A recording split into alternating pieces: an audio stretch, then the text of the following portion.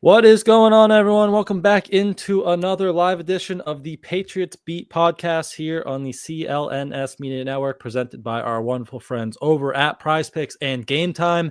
Back-to-back episodes. Feels like we're back in training camp all of a sudden, but it is Brian Hines back as always with Alex Barth. As promised, we have a Q&A for you guys today. We'll turn it over to the chat. Anything you guys want to talk about, free agency, draft, coaching staff, players, all on the table. Start putting some stuff in the chat. We'll get to it. We'll get to some Colts talk at the end. I know it's early in the week, but we will start to get into that matchup. And we also have some news that just came in within the last hour that we will start with. And that is the Patriots releasing starting left guard Michael Jordan. He's played just under 90% of their snaps this season. He's started 11 of 12 games at left guard, but as we've talked about, that level of play has kind of fallen off over the last month or so. He struggled picking up, line games. You saw that in Miami all season long. Not great movement in the run game. So the play has been declining, and now it gets to the point where they released Michael Jordan. They did claim another guard in the process, Lester Cotton from the Dolphins. I believe he was with Vegas for a little bit, and he was also went to Alabama. So a left guard out in Michael Jordan, a left guard in Lester Cotton. Barth will see another. We have to see another starting five this week. So what are your thoughts on the move to release Michael Jordan there? So I said I wanted to see continuity. I wanted to see that same group until they gave you a reason where you couldn't put him back out there. And last week was that reason. And we talked about this yesterday. Drake May, you can't put him behind a unit like that. They're going to develop bad habits. The tackles were their own problem. I don't know that there's better tackle options out there.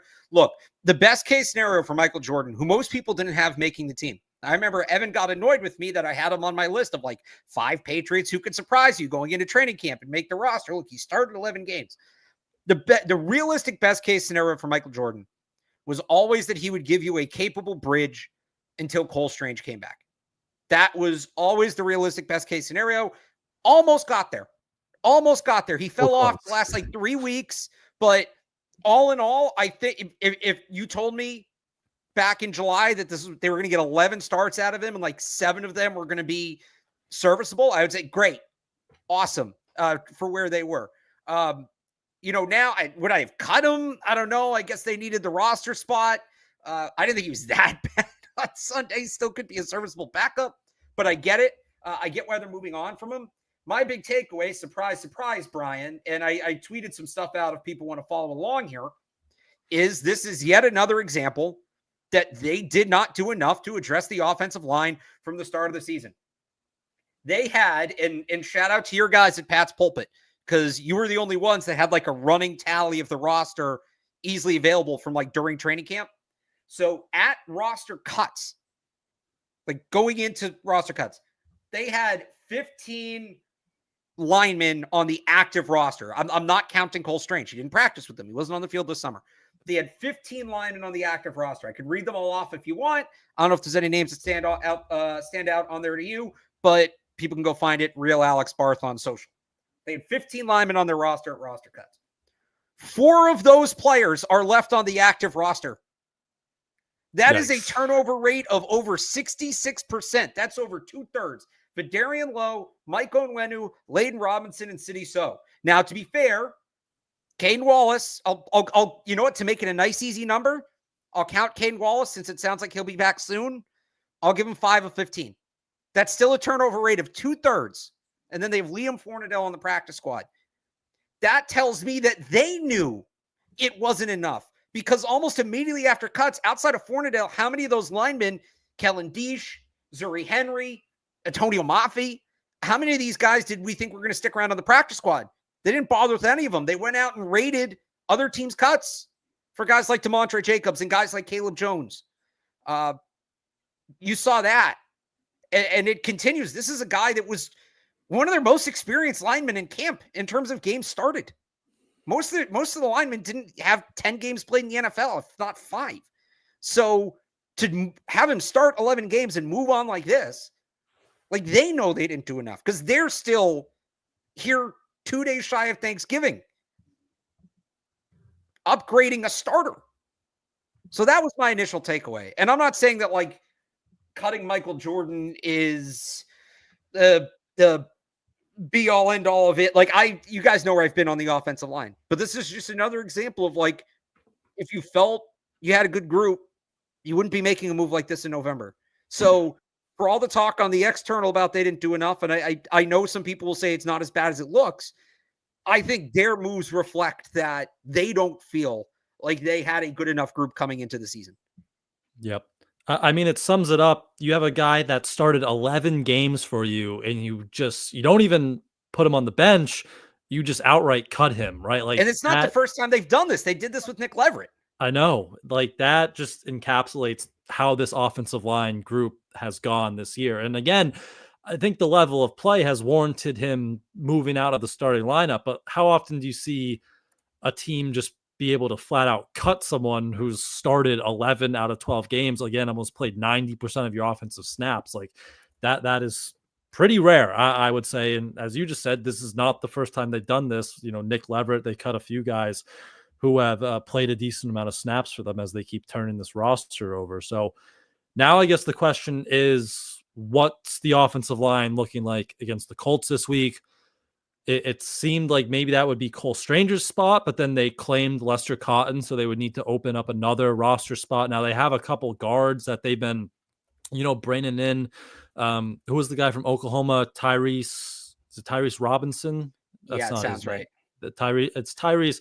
I want to say Robinson. I should know that. Apologies, but they have some guards on the back. These guys keep coming in and out like it's tough. It's tough to track and stay. Remember they had Sincere Haynesworth for a little bit, and it's been so it's still Lucida Smith. It is Tyrese Robinson. Tyrese Robinson. Okay, so they have Tyrese Robinson.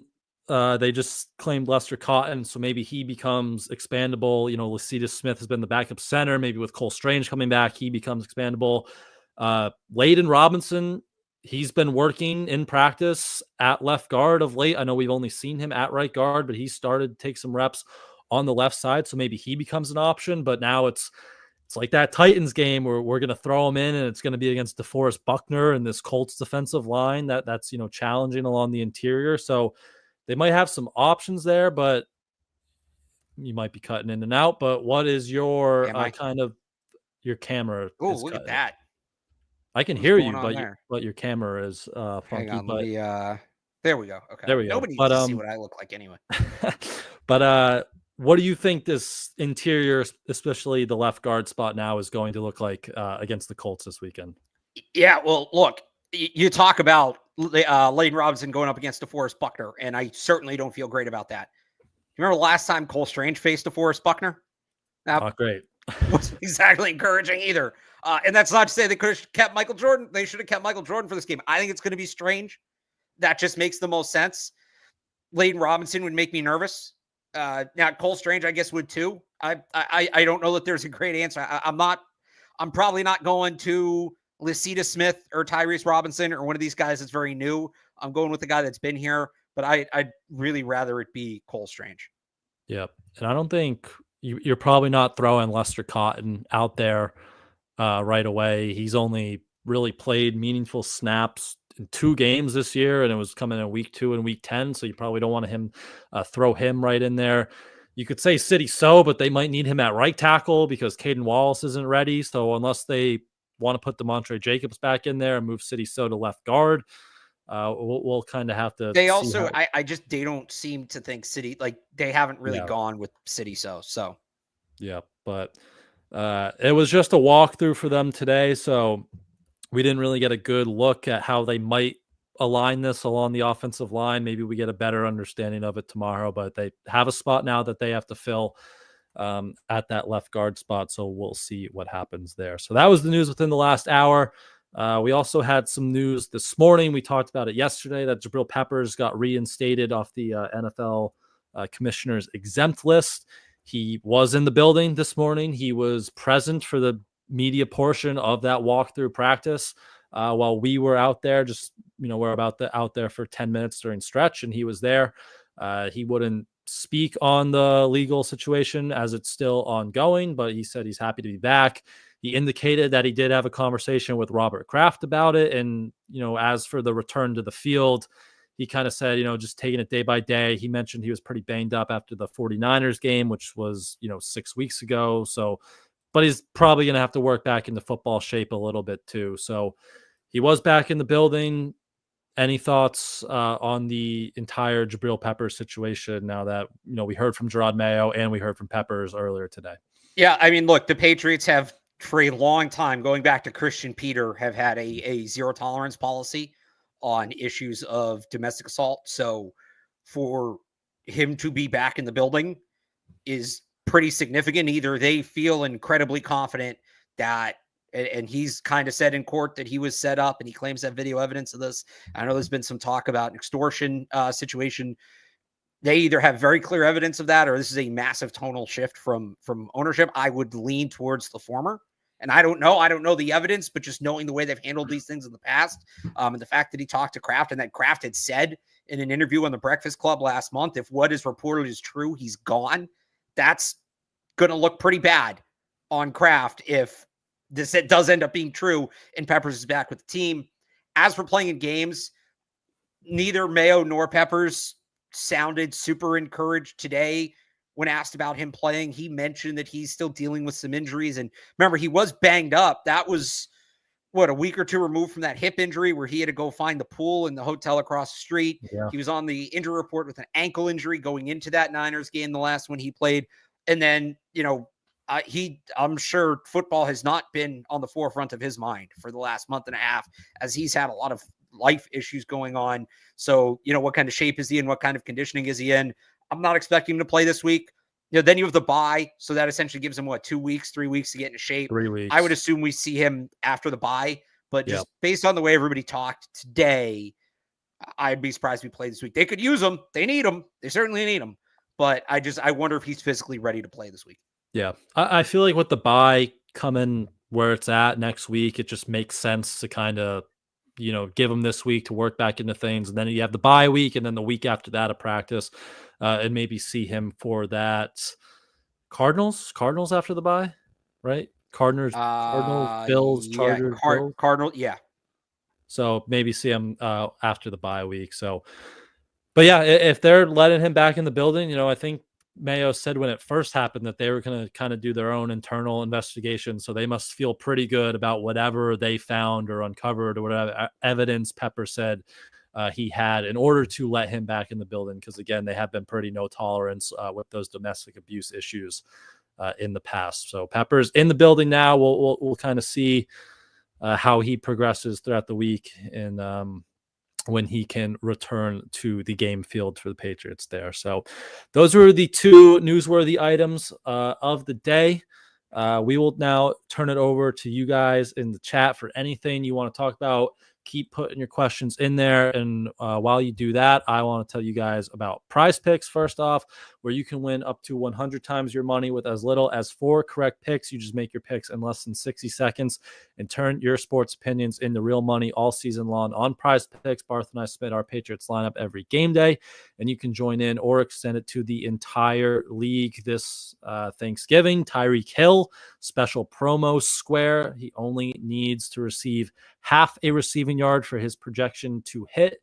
If you're correct on that and at least one more stat projection, you can win real cash.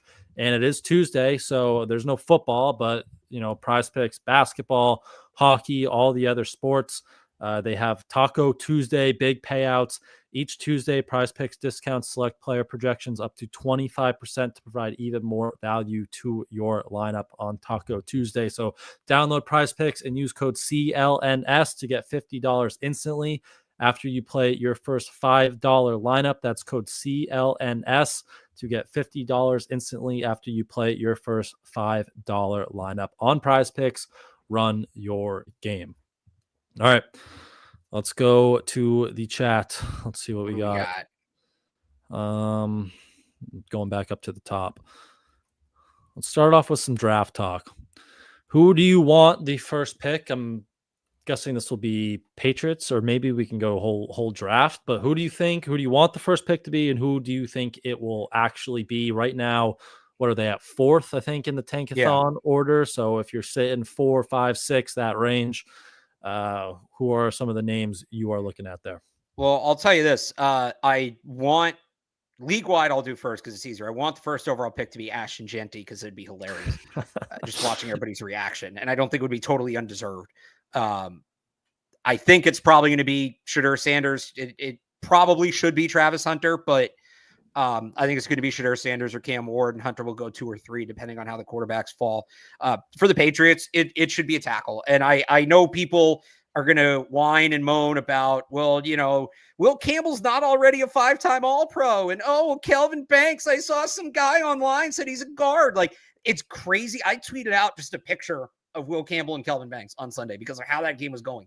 And it's crazy how much – and I worked your guy Ursary in there. That was back from the Jets game originally before Ursary really broke out. Not only how much Patriots fans don't want those specific players, but are like rooting against them and are like, no, like he won't be good. He can't be good. I don't know if it's because they're so close to that. Like they see that receiver, they see Ted McMillan, that guy they've wanted, and they like have to downplay the tackle. Patriots fans, it's okay. It's okay. You can take a tackle. Oh, he's not a top 5 pick. Trade down then. Even better. That's a win-win. You get more picks. But you know what? I think Banks is going to end up proving he's a top 5 pick. Campbell will see with the arms. But the guy's talented. The guy's immensely talented. I would take either one. If they move back, there's probably a better chance it's Banks.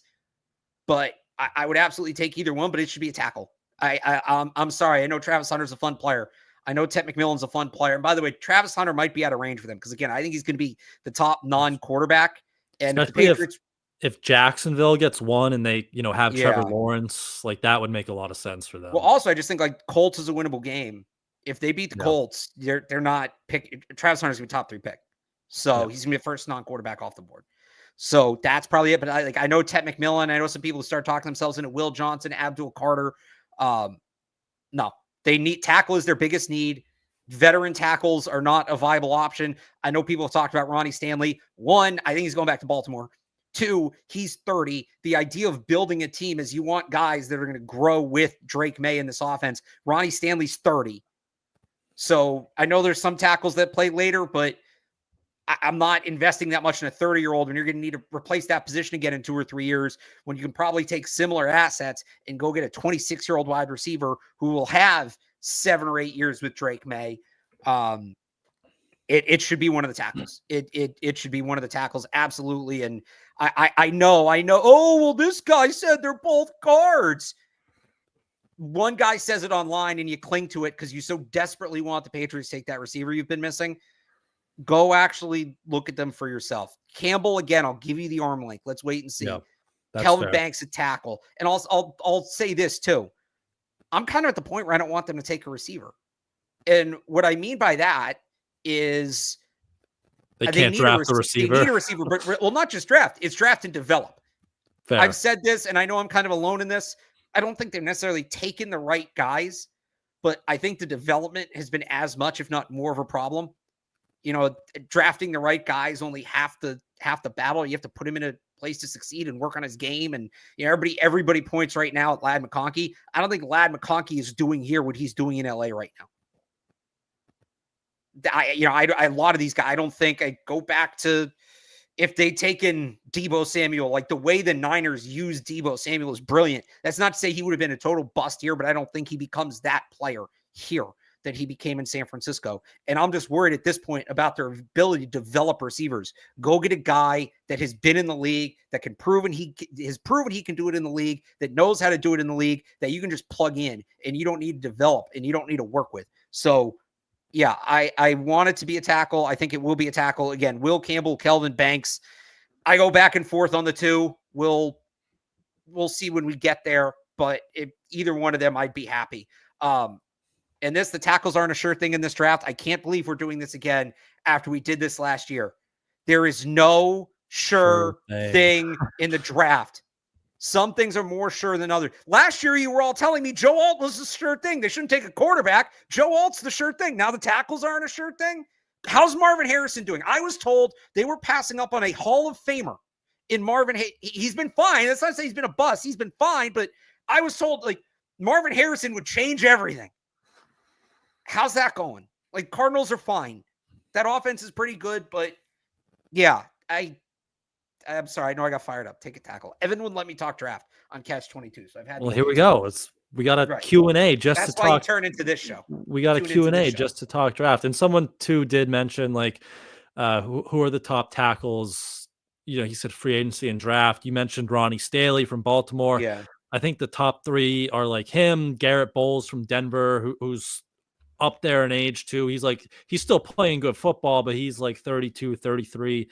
And then Cam Robinson, who you just saw get traded from Jacksonville to Minnesota. So I think he's like 30 something too. So he's up there. Like those are 1 to 2 year stopgaps or bridges. Like if you want to talk about, going to the draft, and who are some of those other guys? Like, is it Cam Williams from Texas and well, now we're getting, those are right tackles and they need a left tackle. Or like Josh Simmons from Ohio State, who has a torn ACL. Simmons, so he might, miss Will Campbell, next year.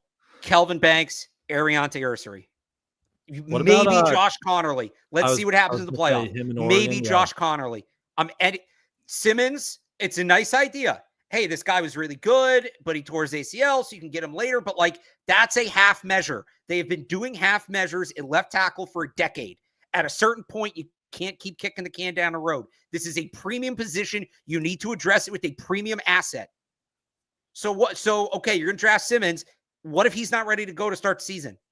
Are we going back to Vidarian Lowe? Do you have to, spend $10 million on a starting guard who it's going to be hard to pitch that guy when you just took Simmons?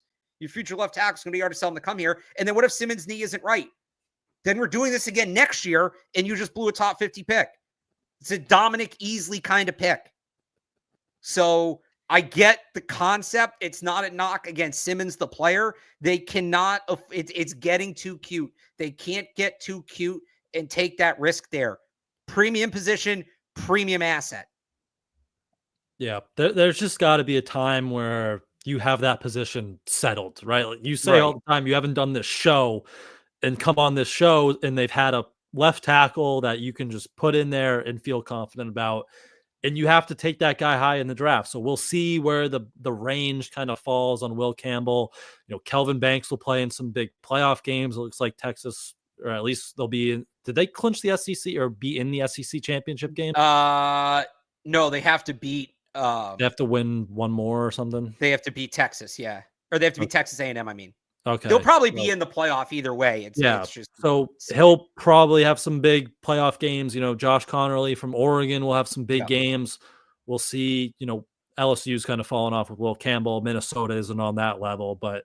Although Ursary just went against Abdul Carter, who's one of I was going to say he got Abdul Carter. They also played they played Michigan, who despite sucking this year has a good defensive front. So Ursary has some good tape. He's got some, and when I say good, I haven't totally dove into it yet, but like he's got against quality opponents. He's not out there going up against FCS Southeast every week. Yep. So I get like some of the hate for these guys because you want the shiny Tet McMillan, but there's got to be a time that you just lock one of these guys down. And maybe they're not top 5 picks. Maybe you trade back and great, you pick up another first or second round pick and you get one of these guys at 12. But if you just get one of these guys and extra capital, that would be, I think, a big win there. Someone also mentioned Robin Fish. Thank you so much for the $10. He also said we need to draft a guard and a center in the second and third round and draft the best talent in the first round. He's not so sure of the tackles in the first round where we stand right now. So that adds to the maybe trade back. But I'll say with guards and centers, you hope you can figure it out with what you have between Layden Robinson, Cole Strange coming back, David Andrews. Looks like Mike Nwinu. We've heard them say they want him at guard long term. Looks like he is entrenched at right guard now that they use, City So at right tackle. So you hope you have enough there on the interior that you're comfortable that you don't need to go spend a second and third round pick at those two spots next season. So first of all, like you said, they've invested so much at guard. They cannot take a guard high again. They shouldn't have taken a guard high last year. Like they have a logjam. Between Layden Robinson and City So, they blew one of those 4th round picks. That guy's not going to play. That guy's just not going to be a factor here. So they don't need to take a guard again high. Figure it out with what you have. They've invested way too many assets, like you said. Cole Strange, Layden Robinson, City So.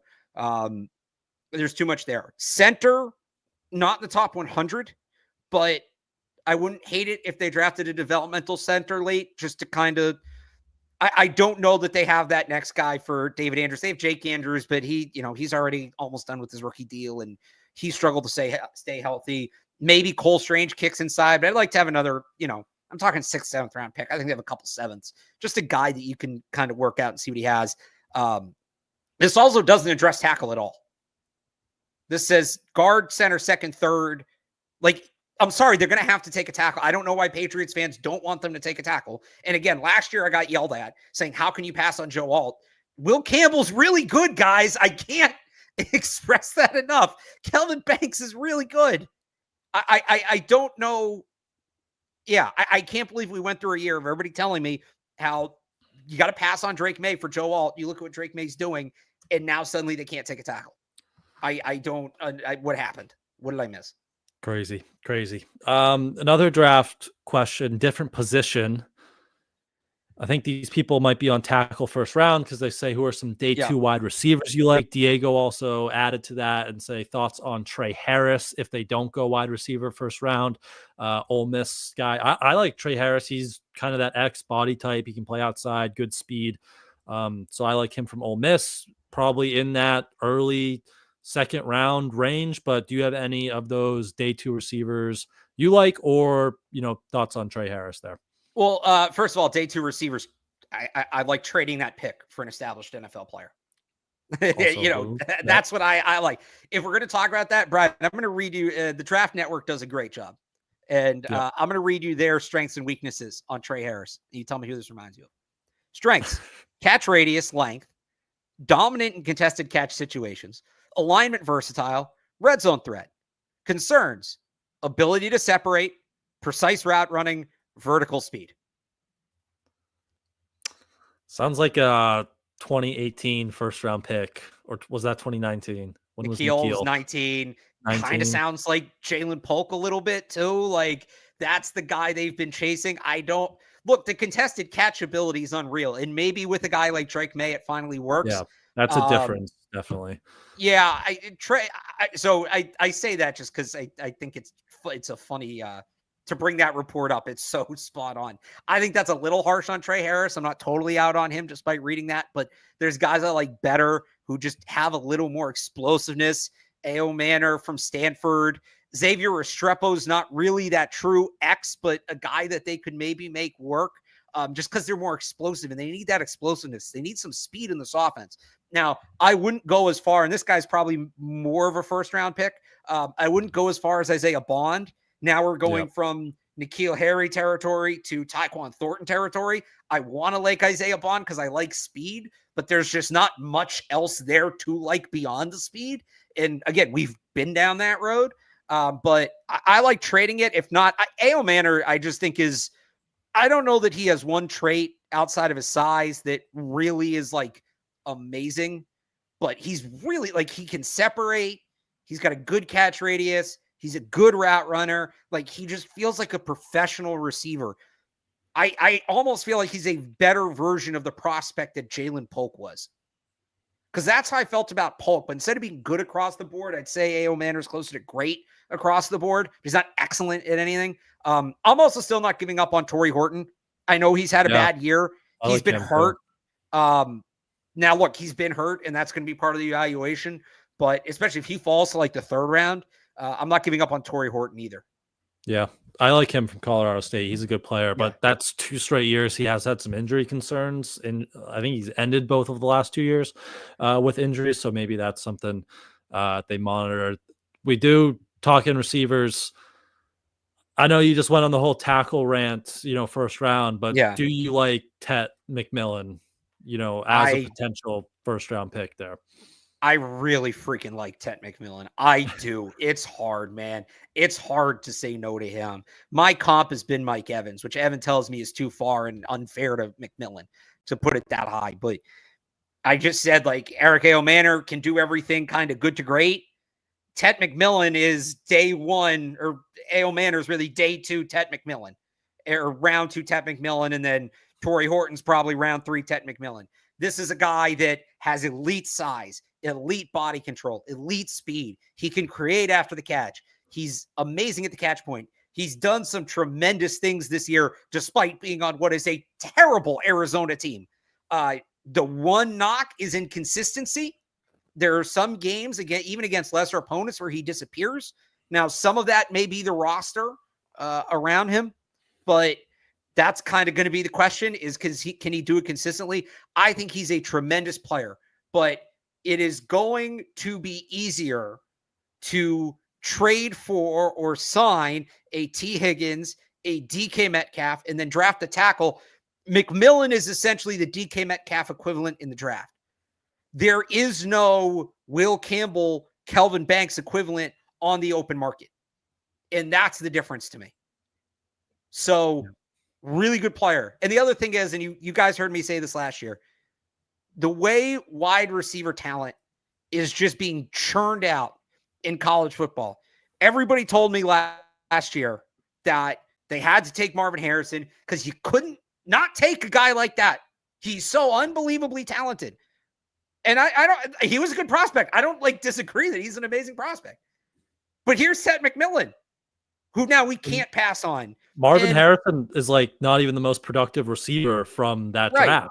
With Malik Neighbors, what he's been doing, and next year, and let's say they don't get the veteran or they just want to add.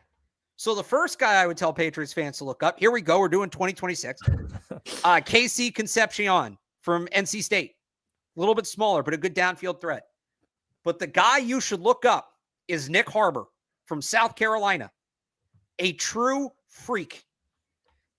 He's the guy, if you heard about it, he's like juiced at NCAA 25. 6'5", 240, runs a low 4.34. He's a track star at 6'5", 240. He is kind of raw because he came into college as a defensive end, but this guy's going to be a top 10 pick. And he's going to be the one everybody's telling next year you can't sleep on. So I'm not losing sleep over passing on Ted McMillan to get a tackle when there's going to be more chances in the veteran market in the draft. Look, they need to add a wide receiver at some point, and that's going to take getting aggressive. It's going to take premium draft capital, money, maybe both in a trade. But the opportunities to do that are multiple every offseason. I don't think you can't replicate what you would get from Ted McMillan. It's going to be a lot harder to replicate what you would get from Will Campbell or Kelvin Banks. When do we get to do the Jeremiah Smith, Ryan Williams debate? Is that that's it? So that's 2027. So okay. Next year, when we find out they need a pass rusher, and I have to take back what I just said about Nick Harbor and KC Concepcion, because I did this rant last year. I did this same rant last year, talking about these guys that are in this draft, talking about Ted McMillan, and talking about Luther Burden. And next year, when we do it again, and I want to kick the can down the road again, if they somehow botch this and don't get a receiver before then, we get to talk about what might be the greatest wide receiver class of all time with Jeremiah Smith and Ryan Williams. There are going to be chances to add these guys. I can't stress that enough. Wide receiver, and I know this sounds crazy because the Patriots haven't done it. Wide receiver might be the easiest position in the league to add elite talent. And frankly, it makes the Patriots look that much worse than they haven't over the last 5 years. But yeah, they can get there. They can absolutely get there. Yeah. Hopefully by the Jeremiah Smith, Ryan Williams class, the Patriots have wide receivers. They shouldn't need somebody by then. They shouldn't be picking high enough to draft either of them by then. Or they're in the spot, they trade down this year. They have some draft capital. They can. Oh, there you go. The team is so good. They nail the next offseason. They can move up and go get one of these guys and pair him with Drake May, and it's perfect, and everything's awesome down there at One Patriots Place. But tackles, receivers, those are the two big positions, probably not the deepest positions in this draft. What do you think is the deepest position in this draft? Definitely more of a defensive draft compared to last year, especially when it was the first 13, 14 picks were all on the offensive side of the ball. This year, what do you think the deepest parts of the draft are? Pass rushers and running backs. That's this running back class is insane. I know somebody tweeted at me today. I appreciate the tweet that they started watching Scadaboo. I don't know why I'm blanking on his first name. Cameron Scadaboo from Arizona State. Super fun running back. He's a brick, what house, 5'10", 215, third in the nation in forced missed tackles this year. Also one of the top receiving backs in the country. He's projected to go in like the 200s. Now he's older and doesn't have much of a ceiling, but he's a good player. And again, that's just the depth of it. You go up and down this class. There's so many good running backs, top to bottom. Edge, some of these guys are underclassmen, so they may go back to school. I don't know that it's going to be that, full 7th round depth that I'm talking about at running back, but you got the 2 Ohio State guys currently projected to go in the 2nd round. Ton of depth there through, I'd say, the top 75 picks. I think those are probably the two. I don't think you're rushing to take guys there. I think you can get with your second. Remember, they have 2 third-round picks. You can get quality players at those positions. Or running back even into day 3. You're going to get running backs midway through day 3 that would usually be top 100 picks. Yeah. The edge is good because that's a spot where the Patriots need a 3-down guy. And if you are hammering those other needs, more important needs like, tackle, wide receiver in the 1st round, you still should be able to get a quality edge guy at the top of the 2nd round there. Then running back could even be, a need there later in the draft. So we'll see what happens there. There was a running back question. If we go back to the current roster, why do they not use Antonio Gibson more? They give him the ball, he runs well, then all of a sudden they stop playing. David, I was saying that during the game. He had the 2 big runs, and I think they went 3 or 4 drives without him getting another touch. So I would like to see Gibson more. They need more explosive playmakers. He is that. If they want to run this wide zone, he looks much more comfortable doing so than Ramondre Stevenson. So I would like more Gibson. I do wonder, he was on the injury report sometimes early in the season, so I wonder if that had something to do with it. And maybe he's getting a little healthier now and you see him a little bit more, but I would like more Antonio Gibson down the stretch. They gave him a 3-year deal, so he's going to be here. Although I don't know the guaranteed money off the top of my head, but would you like to see more Gibson kind of over these last 5 games? Yeah, no, it's a good question. And they're starting to kind of ease him in a little bit more. I would say pick it up. The whole point was he was supposed to be like a high quality spellback to keep Stevenson fresh. And I feel like he gets one out snap Ramondre last game for the first time. He might have, but he only got like, and granted, last game's weird because they got behind so big so early and they couldn't really run the ball. But like, it feels like he just gets 1 drive a game to carry the ball and that's it. And the running game needs to get going. It hasn't been good. And yeah, he should be involved more. Yep. You also mentioned in your Ted McMillan talk, I lost the question here. T. Higgins. Danny says, what are your guys' thoughts on T being the favorite to sign with New England? I don't know if that's on one of the books or something, but obviously a target for the Patriots at that X receiver spot. I was watching the Chargers game last night and watching Quentin Johnson drop a bunch of passes. And I said, man, I don't know how the Chargers do not go all out for T. Higgins. Pairing him with Ladd McConkey would be amazing. So they'll have some competition if he hits the open market, but thoughts on T. Higgins, definitely a fit, but just thoughts on him entering potentially free agency. And then Quentin Johnson will end up on the Patriots practice squad. But I think that, I wouldn't be mad. I certainly wouldn't be mad. I think they can do better. I would get aggressive and go to the trade market and try to get one of these pre-agents. Jamar Chase doesn't seem super happy there, and he's going to need a new contract. But Higgins to me is like the baseline. Like if they get Higgins, I'd be happy. I think it's the worst best case scenario. Does that make sense? Like they did well. They could get more, but I'd say they did well. And I think Higgins can be a number 1 receiver in this league. I don't think he's, I don't think he's DK Metcalf. I don't think he's, who are the other guys we've talked about? Those other kind of pre-agent types. I don't think he's closer to Ayuk, I guess, but I don't think he's Ayuk, but he's better than like a Christian Watson, who's another guy some people think will be available. So, yeah, he should be in consideration. They should be doing their due diligence. They should absolutely be in the mix on him. Doesn't mean they can't do better, but you don't just pursue one guy and put the blinders on and focus on nothing else. They should be right at the forefront with T. Higgins. Yep. The only thing that kind of scares me with him is the injuries. You've seen that throughout his career, but I definitely think he could be a number 1 guy. And I'll say this with the injuries too. Like that's a franchise that has historically struggled with keeping players healthy. I was actually talking to Dakota Randall and Bob Sosi about this earlier today. I remember 21, Nobody wanted Hunter Henry here Henry. I was just because say of the that, injury history. And like, that's not to say there aren't injury prone players. There are. But you also got to look at the organization the player plays for, because not every medical staff is the same. And credit to the Patriots, they have done a good. They have historically had a good medical staff, and they have kept guys healthy. And Hunter Henry talked about after that first year, I think it was the first time he played a full season in like 3 or 4 years. Like, he gave a ton of praise to the Patriots medical staff for changing up his workout regimen, changing up his routine, and them playing a role in him continuing to be healthy. So I like it. Cincinnati, again, it's an organization that struggled. They don't have the best medical staff. They don't invest a ton in it. The Patriots medical staff is generally one of the better ones in the league.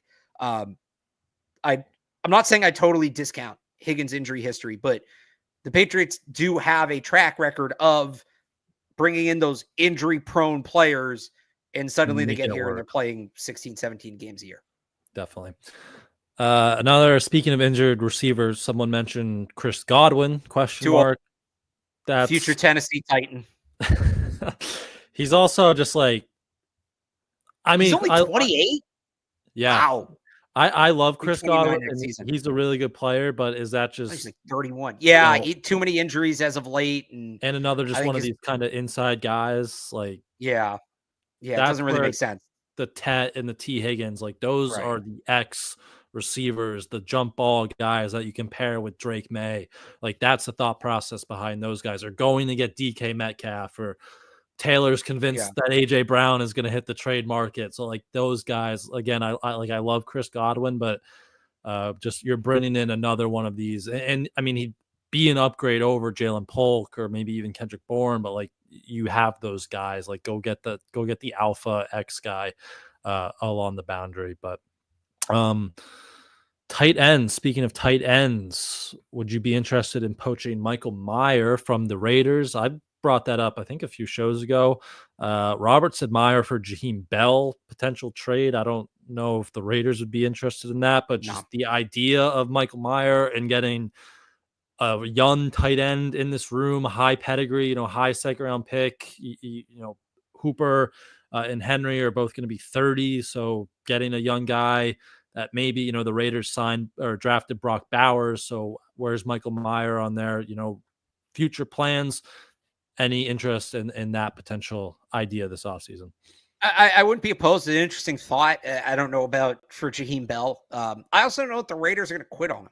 That might be something where they want to be a 2 tight end smash mouth offense. That kind of felt like the idea to me. And then Bowers is just broken out, but I wouldn't be opposed. It's also somewhere I think they can go in the draft. You don't need that guy ready right now, but I can't imagine. It's a good tight end class. It's a good tight end class. It is. I think it would be too soon for the Raiders to give up on Mayer too. If they're willing to part with him, especially for that little, honestly, that's kind of a red flag to me, because he's a good player. But it's an interesting thought. I don't know how that plays out in full. Yeah. I mean, the tight end class, like Colston Loveland might be a late first round pick. Tyler Warren, the Penn State, might be a late first round pick. But then you got Harold Fannin, Bowling Green, Drake May's guy, Bryson Nesbitt could be like a 4th round pick. So Mason Taylor, Oscar Delp, if he comes out. There's a lot of guys, so it's a good. I still want John Michael Gillenborg because that's just such a good tight end name.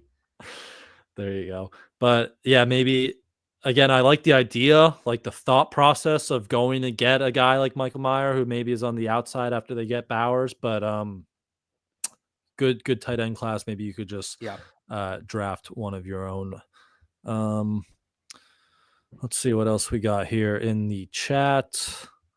We mentioned edge a little bit, but what would you do to address it? The free agency class, as Ken asked, kind of weak. Like, it's Matthew Judon is one of the top 2 guys. So, or he says any mid-round prospects, just any more of those edge guys that you're kind of looking at or like watching in the college football. I like the 2 Ohio State guys. I still like Patrick Payton, although he's probably more situational than a 3-down player. To me, that's the third of the 3 big needs.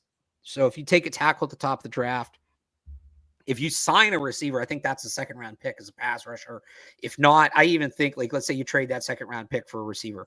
I think you use those 2/3, you move back up in the late second. I think you're going to get a capable player. You're not going to get Myles Garrett, but I think you're going to get a capable player. And for right now, they could just use capable on the outside defensively. So I think that's the third biggest need. I know some people have corner in there. I just think because you have Christian Gonzalez, you at least have one spot set, and you don't need. It would be nice to have that real elite duo, but Matt Dolph, who I work with at 985sportshub.com, had a good take. Like, can you just find the Austin Hooper of corners in free agency to pair with Gonzalez? That's a position where it's more realistic to find like a veteran bridge guy. And Carlton Davis is a scheduled free agent, is a player I like. Not the player he was in Tampa, but I still think he can give you something. Him or DJ Reed, and I know DJ Reed's Reed would be another. I think they need some size. He does play bigger, but they got a lot of guys that play bigger. They need a guy that is bigger. Yeah, but, Carlton Davis would be a good ad. He's had a good year in Detroit and has that kind of size. To me, can they find what Jason McCourty was for them in 2018? Yeah. Like, I think if you get that guy, that's enough at corner for the next year or two. And eventually, you'll want to find somebody better to pair with Gonzalez. When you have so many other holes, I just don't think you can invest that much at that position. Yeah. Also, like they do a good job historically of developing cornerbacks, and I don't put it past them to find a guy in the 5th round or 6th round who becomes like a, maybe not a stud, but like a solid number 2 or like a 1B kind of player. Definitely. They're like J.C. Jackson, Malcolm Butler type. Yeah. But defense, I think, is a good place to buy a little bit on in the free agency market. But that edge position, I was just pulling it up. It's Hassan Reddick's the top guy. Matthew Judon, DeMarcus Lawrence, Josh Sweat, Chase Young. So not the most, appealing class. Baron Browning. So not a great class. Maybe that, and with a deep draft class, maybe that's a spot you go to in the draft. But is Andrew Ron here for wanting them to take Abdul Carter, who might be edge 1 at the end of this, or Will Johnson, who might be the top cornerback after all this in the draft? So that would have to be your first rounder, high up there. Both really good players, but could you convince yourself to take one of them with your first round pick there? Again, I just think there's too many other needs. I think there are. I think Will Johnson specifically. I know he's had a down year and he's hurt, but he's really freaking good. Yes. But kind of like what I said with Ted McMillan, like it's just at a certain point. I know people hate draft for need, and I'm not a believer in truly drafting for need. I'm also not a believer in truly drafting the best player available. I think both of those are kind of logical fallacies. If you go too far to one extreme, well, now you're just taking running backs and kickers in the first round, because if we're just going off who's the most talented at their position, all right, so positional value does factor in. That's called drafting from need, but you don't want to go too far in that other direction. You end up drafting Cole Strange in the first round. So I think you got to be realistic within it. And as good as Carter and Johnson are, and they are very good players, so are those top 2 tackles. And objectively, those tackles are going to help you more, especially when it comes to developing the young quarterback. In such a deep edge class, I'm not sweating losing Carter. I think there are other good options down the board. Maybe not quite as good, but like guys that I think can contribute year 1, certainly. Corner, I'm honestly not super familiar with this corner class as much as I usually am this time of year, because I've just been kind of more focused on other positions, and we didn't think it was going to be a need as strongly as it is. The Ohio State guys are going to be tempting. They're going to be interesting. So if people don't know, Ohio State has 2 corners, Denzel Burke and Davison Igbinosun. I mean, Burke was projected to be a top 10 pick, I think, right? Like he was Igbinosun way up there on the boards. I don't think Igbinosun has been very good this year. So, well, neither of them have been. And that's the thing. Like, so Burke was coming into the season, or at the end of last season, people thought it was going to be like a lock to be a first round pick. He's struggled. Igbinosun's had a ton of penalty problems. He's gotten picked on at times. So that's going to be the one where you look at it and you say, well, he was a first round talent at one point. You can get him at 70. Those guys are going to be tempting, but I think that's, again, corner, it makes more sense to go veteran for me. Yep. You'll like Danny's comment. They should call Seattle for DK Absolutely. Metcalf. 100%. This is the move. This is the move. I feel stronger about this than I do about the tackles at the top of the draft. Okay. He's going to need a new contract. I know Seattle just won, but like it hasn't been great there this year. Ever Are they since going into a rebuild? Schefter had to come out and say on the trade deadline that DK Metcalf was not getting traded, something's there that made him have to say that. So right, exactly. So let it be known somehow, some way. People talk at the combine. Hey, there's $30-something million a year waiting for you in New England. If you don't want to re-sign in Seattle, like let that be known somehow, some way. Not the Patriots would tamper, but buy a billboard, put it up on Route 90 out there in Seattle, and that's the move. This more than Higgins, more than tackles at the top of the draft. If I could have them make one move this offseason, if I guarantee one move, DK Metcalf here on a long-term deal. Okay, there you go. Am I wrong? I mean, do you disagree?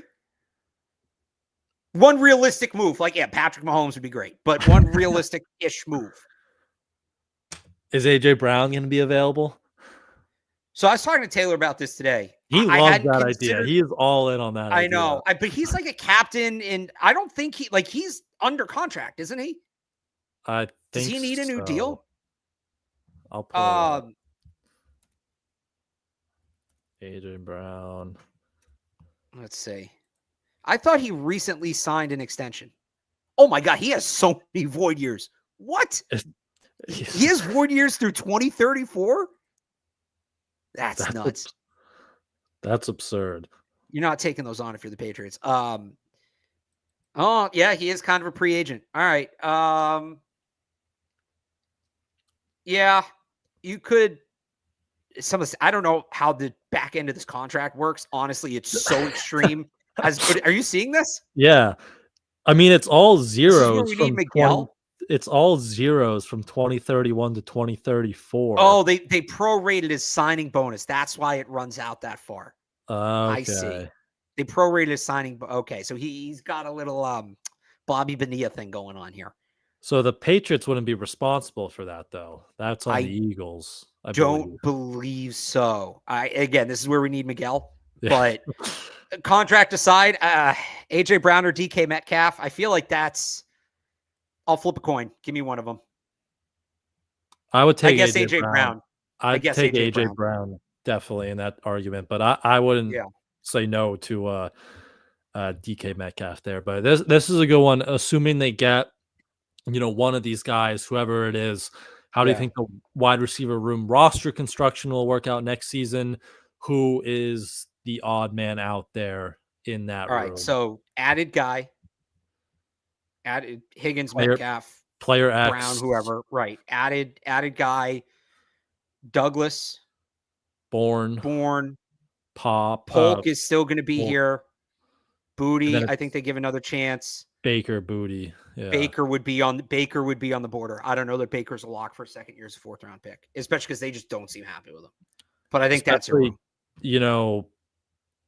The guy you're signing or trading for is that kind of like big X outside receiver. That's kind of Javon Baker's role. So maybe they, we heard lots of Kendrick Bourne trade rumors this year. Maybe, Jalen Polk shows something that makes you a little bit more confident.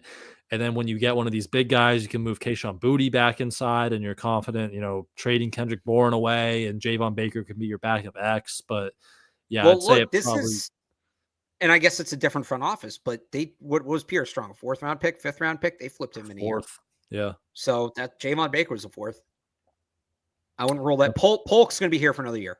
Polk, and I'm not saying he's been good this year. I just, by nature of being a 2nd round pick, Tyquan Thornton got a second year, right? It's just this was his 3rd year, right? Yeah, 3rd. He got a 3rd. Those guys don't move. Baker, I don't think is a lock to be here next year. Whether you think that's right or wrong, I mean, and whether I think that's right or wrong, I'd like to see him get a little more run down the stretch here so we have a better idea. I don't think that's going to happen. But Baker to me is not a lock to be here next year. Yep. I know we were talking about guards and centers earlier. This is still one of my favorite free agent targets. Trey Smith, Kansas City. He's going to be one of the top guys on the market. Sounds like he might make it to the market based off Kansas City's other needs and some of their internal options behind him. But if you're not confident in Layden Robinson or some of these, Cole Strange, like pay Trey Smith. You lock down. He played left guard in college. He moved to the right side because Kansas City signed Joe Thuney, so you can get some guard revenge there, retake their guy. I'm a big Trey Smith guy. Sign him, play him at left guard. He's got some nastiness to him too. He's a Super Bowl winner. He's got some experience, bring some Super Bowl experience to that offense. Like if your interior is Trey Smith, David Andrews / Cole Strange, and Michael Onwenu, I feel really solid about that interior. And then if you can, add your tackle at the top of the draft, I think you're really cooking something there with the offensive line. So are you a Trey Smith guy, or enough with guards, enough with paying guards? Like, let's figure it out with what we have. Yeah, it's if you're going to give that big contract, you've invested so much at guard. I'm not saying it would be a bad move. Like, that's how I feel about a lot of these. Like, if you tell me they're going to add a good player, I'm going to be happy about it because they need to add good players. If you can't take anybody else if you can't get anybody else take your money, and Trey Smith is willing to, then yeah, obviously you sign Trey Smith. But if it's give $20 million a year to Trey Smith or give $12 million a year to Carlton Davis and the $8 million a year to some like third down situational pass rusher, I'd rather option B because it makes you a more complete team. What about option C? Do it all because you have the money to do it all. You can do it all, but I'm saying like, well, you're going to have to give 30 something million to the receiver, and that's a non-negotiable. Yeah. So there's 30, another 20, 50, like, and then they're going to have to re-sign a couple guys. Like the cap space does kind of evaporate quick. You can't make like you can make 3-4 splash signings maybe.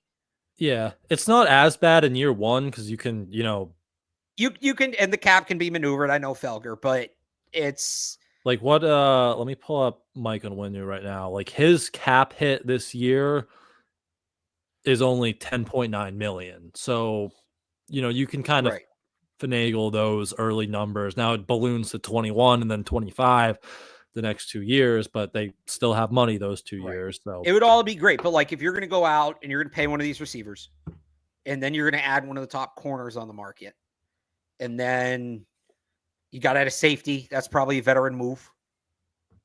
And that, those are 3 premium signings I'd make. Are you adding an edge rusher? I'd do it through the draft, but are you adding an edge? Like I guess the right way to say it, that was a bad way to put it, because you're right. Like they have the money to spend. It's more about like where that is on the list of priorities. And I guess money aside, like you only have so much time. You've got to recruit these guys. And if you're going, this is what happened last year where they went all in on Calvin Ridley and other guys are signing and they're, pedal to the metal for Calvin Ridley. And these other guys want to get signed. These other teams are making moves. Like I would expend the resource, not just money, time. I would expend the resources elsewhere before I'd expend them at guard. That's not me saying I wouldn't take the guard, but if we find out like, oh yeah, they were all in on Trey Smith and Carlton Davis signed in the meantime, and one of these edge rushers signed in the meantime, and maybe a receiver, like they messed it up. They messed it up. Yeah. I just, he might be, if it's not T. Higgins, like he might be the best player on the market. So I wouldn't kill him for going after him. And again, like you would feel really confident about your interior. Right. If you want to tell me they added him and T. Higgins, great. Awesome. Yeah, perfect. Awesome. Just don't get too, he's not a guy I'd get caught up in. I don't think they need Trey Smith the way they need the receiver, the way they need another corner. Yep. This is go one just for content wise. When will we start ramping up our draft talk? When are y'all going to start really evaluating prospects and doing the mock drafts? Mock drafts don't start until, I think, when did we start last year? Like February? We'll do one the week after the Super Bowl, and then we'll start doing them regularly in March. It's just really hard to do before free agency. I know you guys want to see them. It's kind of a fool's errand because as we go, we have to do this whole dumb exercise of, we post the draft where we say in the video, oh, well, we assume they're signing this guy. We assume they're signing that guy, or this guy will get re-signed, or this guy won't get re-signed. And then it's, there's so much context we're missing. So we'll do one in February. We take Ted McMillan first, and then they sign T. Higgins the next week. And it's like, okay, that's irrelevant now. We'll start but like, so that being said, we did a ton of draft talk tonight. We'll talk throughout the college football playoff. This is a really new, unique kind of draft evaluation opportunity to have more elite players, unelite players. The Senior Bowl's the last week in January. Senior Bowl and Shrine Bowl, we'll dig into those. And then, you get into the combine. So, now the draft talk ramps up now. And next week's the bye week, so maybe we'll do more draft stuff. Give us the final 4 games of the year to get through those, and then it will kind of be right back into it. Like this is, I always say, it's an off-season show, and off-season basically means draft. So it's coming. It's basically starting now. It's basically starting tonight. Yep. Yeah. I try not. I mean, I was, we watch a lot of college football, too much college football probably, and talk about it all year. But I try not to like really sit down and dive into these guys. Yeah. Until probably right about now, because else you get to March, early April, and you're just burnt out with some of these. It'll be better this year because we don't have to do the quarterback conversation. We can extend this to a few more positions, hopefully. But yeah, probably I'll probably take some time over the bye week to start sitting down and watching some of these tackles. Probably we're also, we're still in that. I always say, okay, these are the guys to watch. And it doesn't mean it's the guys I want them to draft. It's just these are the guys to be aware of. These are the guys, because you watch them so you can build that opinion. Like I said, with the college football playoff, like we still have ball left to play. And we still have ball left to play in the NFL too. And the draft board, independent of the Patriots, is going to tell us a lot about who their options are, because where do the quarterback teams fall? So, and who are the quarterbacks? Like Cam Ward's probably going to get a shot in the playoff. That's going to impact his draft stock a ton. And that changes maybe what the Patriots picture is. So we're still in that players to watch phase. It's really once we get into the Senior Bowl that we get more into the, okay, like who do we like? Who do we not like? So we're still in the very early portion of this process. Senior Bowl is a good date. That's when we really start getting Senior into Bowl is it. when Shrine Bowl. And now there's better players going to the Shrine Bowl. Like we'll dig in Shrine Bowl, Senior Bowl. That's when we'll really start digging in. Yep. And Senior Bowl is February 1st. So I think that might be the game. I don't know if that's the game or practice. I'm guessing that's the game, but right around the there. Game. Is that a Saturday? Yeah. So that's the game. So late January, early February is when we really start kind of getting into it. This is a good one. Again, back to current roster, and this can kind of get us. We'll include a little Colts talk in this one. Diego just says Isaiah Bolden, please. Yes. Someone says I want to see Isaiah Bolden as well, 6'2" and very fast. This is a matchup against the Colts where size, not speed. A.D. Mitchell, Alec Pierce, Michael Pittman, all big receivers. It doesn't sound like Josh Downs, their kind of short slot Pop Douglas wide receiver, is going to play. So maybe not a John Jones, Marcus Jones game. Maybe I'd love to see some Zay Bolden. I'm with you guys, but maybe more of an Alex Austin, maybe get some of that size out there at corner to try and slow down some of these Colts bigger receivers. 100%. I've been waiting to see Zay Bolden. Alex Austin was hurt, so I get that. Like he should be playing, but couldn't play him. He had bum ankle. I get it. It's about time we see Isaiah Bolden on defense. Yep. He just the size and athleticism combination. Maybe he sucks. I'd rather find out. And I don't think he'll suck. I don't think he's gonna be great, but I don't think he'll suck. I think he'll be a functional third corner. They need that, especially a guy with that size. I'd love to see him this week. Definitely. You see any other questions? Hang on, I'll bring this up because we did lineman receiver talk, and it's that stupid, that graphic. It's like Joe Burrow, anybody, Jamar Chase, anyway. Bengals have zero regrets taking Chase over Sewell. Worked out well for both teams. Correct. Who's to say the Patriots aren't the Lions in this scenario? That's all I'd say. Who's to say the Patriots aren't the Lions? They're enjoying Penny Sewell, that's for sure. Yeah. I don't think they're kicking themselves that Jamar Chase didn't fall to him. Definitely. Now, I don't know that the Patriots can find an Amon-Ra St. Brown. I wanted him in that draft so bad. I loved Amon-Ra in that draft. I think I have receipts to prove that too. I'll have to pull those up. But you and Evan. Evan was Evan's always in on the USC guys. But fair. Here's another one, kind of Colts related. Leitu Latu has 3 forced fumbles this year. David's scared of May fumbling more than once just in this Colts game. Kind of, I don't want to say similar to Miami. They don't, Miami blitzed May 15 times, and a lot of it was from that second level. Like you saw Jalen Ramsey making a difference. That's kind of what the Colts do at times. These blitzes come from corners, they come from second levels. So you could maybe see Gus Bradley just copy and paste that Miami formula, kind of similar from last week, heat up Drake May. We just opened the show with these offensive line changes that might be coming. Are you worried about that matchup kind of going into it? Drake said today they got to see everything, as one on the same set of eyes, which you saw that was a worry or an issue against Miami, missing Pop Douglas on that play. And just the line struggling to pick things up. So in this matchup against the Colts, are you worried about that? And I know you talked about maybe Drake falling back into some of these old habits, the UNC habits that we saw a little bit there against Miami. Are you worried about that in this Colts front here on Sunday? I mean, it's not even about the Colts. I mean, I did this whole thing yesterday. It's the turnovers and the bad habits, and they got to get cleaned up. And Latu forces fumbles, but everybody forces fumbles against Drake May right now. He's all the more reason that ball security has to be a point of emphasis in this game. Definitely. Anything else? Just that Colts game that you're looking at, or players? Well, the offensive line change now. Penalties obviously cut down on those. I want to see the last 3 weeks, 3 of the last 4 weeks. The Patriots have been two different teams in the first quarter and the rest of the game. And for a team that began the year talking about we need to start hot, they now only start hot and then cool off. And just can they capture some momentum from the first 15 minutes of a football game? They're going to be at home. They can get the crowd on their side. Like, it's this weird thing where they went from the worst possible starts imaginable to they had the lead in the first quarter in a couple of games recently and still ended up getting blown out. And can they be better? Still start hot, but then maintain it as well. Yep.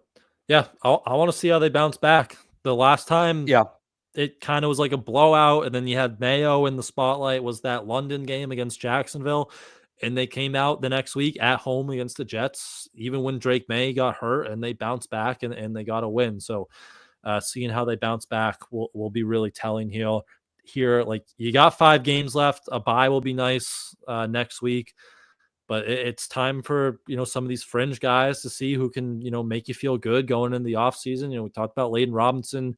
Doesn't sound, or, Mayo said Caden Wallace is close, might not be back this week. He wasn't at the walkthrough. We'll see going on. That could probably be something after the bye. So see which players can kind of end strong and make you feel a little bit better about them, going to the offseason. And Colts related, it'll be interesting. Anthony Richardson, like, he's been so up and down. Patriots haven't really faced a quarterback run game like this, so interesting to see how they defend that defensively. But should be a good one. Should want to see how they bounce back. So anything else for that? Or it's just it's interesting. Like, Richardson and May are kind of similar players. Richardson's a much more extreme version, but third quarterback taken in their draft. They were the high ceiling, erratic option. And we've seen a little bit with May. If you think May's play has been polarizing, Anthony Richardson is the only qualified quarterback in the league among 36 players with a completion percentage under 50%. Yet he leads the league by a significant margin in yards per completion, not yards per attempt, because he doesn't complete enough of the attempts. But he's averaging like 16 yards per completion. Meanwhile, he's the third highest interception rate in the league. Drake May is 7th. And Drake May leads the league in quarterback fumbles, despite having only played 8 games. Anthony Richardson is in second, despite having only played 8 games. So it's going to be that was weird. It's going to be waves. It's going to be a roller coaster, whatever you want to call it, on Sunday. Yeah, I mean, he came back. It was the Jets, his first game back, and he was really good. And then last week, it's the Jets. Yeah, last week wasn't as good, but I mean, we mentioned those big receivers. Like, Alec Pierce is averaging 23 yards of reception, and Pittman and AD Mitchell, they're both over 12, almost 13 yards of reception. So they can bomb the ball. And then the run game, David said Jonathan Taylor too, my guy, Badger. I love Jonathan Taylor, but it's a inconsistent offense at times, as you just said, but yeah. They can strike, and they can strike pretty quickly. Do you think, someone said here, do you think it will be a Gonzo boundary game? I would imagine it is, just Should with be. all those three guys. But yeah, you're with Gonzo on the boundary. Yeah. Yep. I would imagine that. And then hopefully, yeah, Alex Austin, Zay Bolden, some of those guys can get involved as well. And if you want to go see Colts at Patriots, make sure you guys do that with Game Time. We love going to live games, any games, hockey, basketball, football, and we get all of our tickets with Game Time. They have a new feature called Game Time Picks that makes getting tickets to see your favorite teams play live even easier. It filters out the fluff to show you only incredible deals on great seats, so you don't have to waste time searching through thousands of tickets. This Sunday, 1 o'clock, Gillette Stadium, cheapest get-in right now is $61 on the Game Time app, or you can use that Game Time Picks feature and move right down. Look at this. They have second row behind the Optum Field Lounge, $97 with the Game Time Picks. Great seats. You get to look at the lighthouse the whole game. So make sure you head to Game Time for their lowest price guaranteed and other in-app features such as seat views, all-in pricing, and of course Game Time Picks, which makes it even easier to save on all your sports, concerts, comedy, theater, or any other tickets you are looking for. So take the guesswork out of buying your tickets with Game Time. Download the Game Time app, create an account, and use code CLNS for $20 off your first purchase. Terms apply. Again, create an account and redeem code CLNS for $20 off. Download Game Time today. What time is it? Game time. All right, Barth, one last question for you before we get out of here. Favorite Thanksgiving side dish? Go. Favorite Thanksgiving side dish? I gotta go with mashed potatoes. Potatoes? I can put mashed potatoes away. Stuffing's up there. I like green beans. Got to get a little healthy, but I will just I hog the mashed potatoes on Thanksgiving. That is my thing. Covered in gravy, right? Oh yeah. Oh yeah. Okay, I like that. I'm probably stuffing is basic. My mom makes a wonderful sweet potato casserole, so that might be my answer. That was Drake May's answer too, so maybe I'll have to bring him a bowl of leftovers. I don't know his Thanksgiving plans, but sweet potato casserole probably for the win. So we will call it there. Again, Colts at Pats this Sunday. It was nice to get some draft talk and some free agency talk in with everyone. We will let everyone know the plan for the bye week. We'll probably have our normal recap show on Monday, and then maybe a crossover later in the week with Tayler and Mike. We'll figure all that out and let you guys know. Patriots CLNS on Twitter, Patriots Press Pass on YouTube. Make sure you subscribe, turn on your notifications. In the meantime, follow Alex on Twitter at RealAlexBarth. Head over to 985thesportshub.com for all of his coverage over there. You can follow me on Twitter at I am Brian Hines, and head to patspulpit.com for our Patriots coverage there as well. Thank you, everyone, for tuning in with us tonight. Have a wonderful Thanksgiving. Enjoy the not wonderful football games, but enjoy it. And we will see you guys next week.